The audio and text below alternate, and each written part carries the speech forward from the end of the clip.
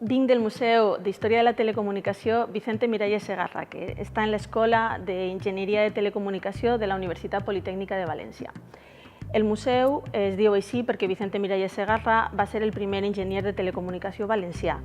I el nostre museu té 5 àrees d'interès, o 5 àrees que es poden visitar, que corresponen a telegrafia, a telefonia, a sistemes d'imatge i so, a sistemes de radiocomunicació i també a sistemes de laboratori, tot el que es gasta dins de la professió. Al museu tenim activitats que poden fer els visitants. Els visitants normalment són visitants de visites guiades, que són alumnes de primària i de secundària dels instituts de la zona que venen, i també dels instituts que venen a fer la visita.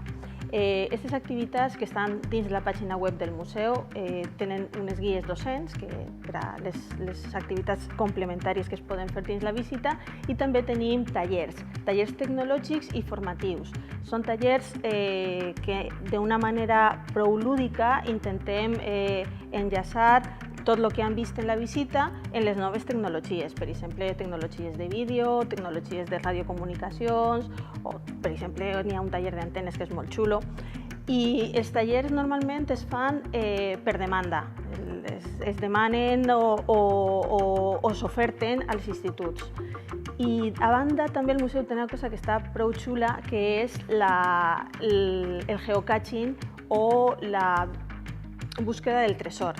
El museu té unes instruccions dins la pàgina web i la gent que ve a visitar-lo va seguint aquestes instruccions o seguint aquestes pistes per a finalment aplegar a un cofre del tresor on podran obtindre un tresor i deixar un altre.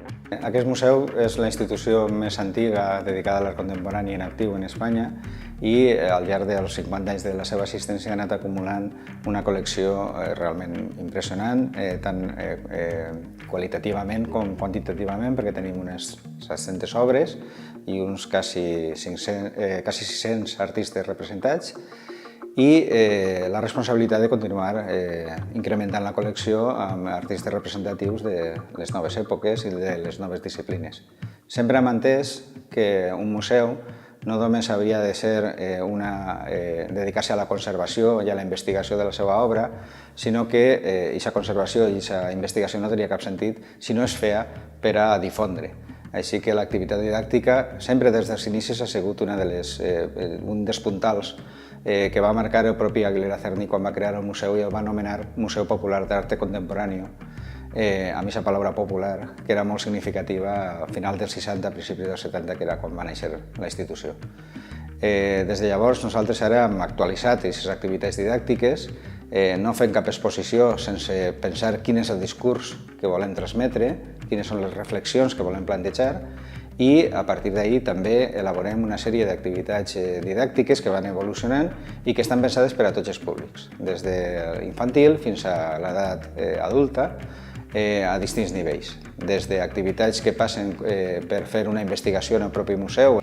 Vull presentar-vos el Museu de Paleontologia d'Alpuente, on podreu veure una interessant col·lecció de restes de diferents vertebrats que van viure al Mesozoic, concretament al final del Juràssic.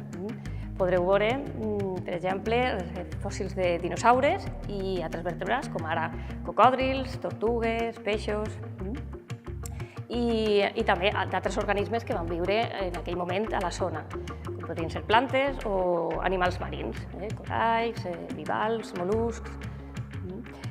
Al museu tenim una sala en la que es pot veure part d'un exemplar d'un dinosaure sauropod. És un dinosaure d'estos de coll llarg i cua llarga, herbívor, i aquest tipus de dinosaures són els animals terrestres més grans que han viscut mai sobre la Terra.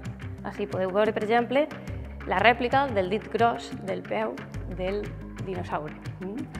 Tenim aquest exemplar i tenim uns altres. També tenim, per exemple, dinosaures estegosaures, que són d'estos acoratjats, que tenen una sèrie de punxes al llom.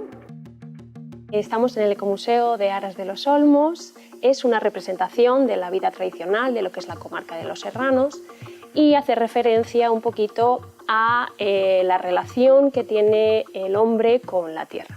Aquí podemos encontrar diferentes exposiciones, todas ellas relacionadas con la vida tradicional de los vecinos de la localidad.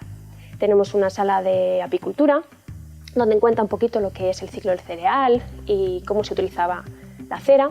También tenemos la exposición de arqueología, mayoría de piezas íberas, que tenemos un yacimiento, el Castillejo de la Muela, que se encuentra en la Muela Santa Catalina. Tenemos también la exposición de lo que es el ciclo del cereal, donde también trata un poquito de explicar todo el ciclo, todo el proceso que suponía tanto la recogida como la elaboración posteriormente de lo que es el pan.